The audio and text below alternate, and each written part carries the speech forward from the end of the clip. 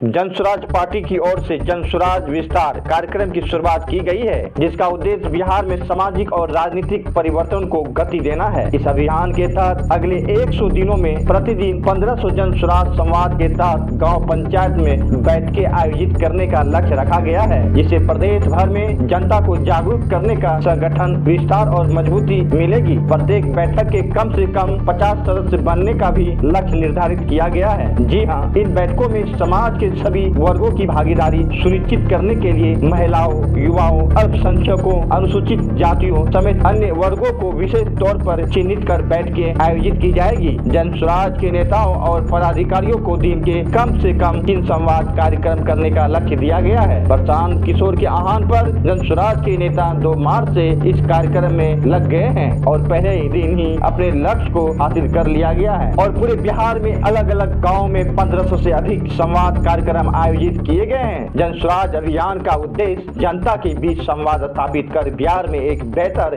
वैकल्पिक राजनीति की नींव रखना है। जनसुराज विस्तार अभियान के लक्ष्य के माध्यम से समाज के सभी वर्गों, महिलाओं, युवाओं, किसानों, मजदूरों, शिक्षकों, व्यापारी वर्ग समेत हर तबके को जोड़ने का प्रयास करेगा। बिहार के हर प्रखंड में प्रतिदिन कम से कम 3 संवाद कार्यक्रम जनसुराज विस्तारक अभियान के तहत बिहार के प्रत्येक प्रखंड में हर दिन 3 जनसुराज संवाद बैठकें आयोजित की जाएगी, जिससे गांव-गांव तक इस अभियान की पहुंच बनेगी। इस बैठक में स्थानीय समस्याओं पर चर्चा की जाएगी और समाधान के लिए जनसुराज के विचारधारा पर संवाद होगा। इस ऐतिहासिक अभियान से प्रदेश भर में राजनीतिक जागरूकता को बल मिलेगा और बिहार में एक नई राजनीतिक संस्कृति की नींव रखी जाएगी। जनसुराज का यह प्रयास राज्य को प्रगति और समृद्धि की दिशा में आगे ले जाने का एक महत्वपूर्ण कदम है। जी हाँ, देखते रहिए अंबिका न्यूज बिहार।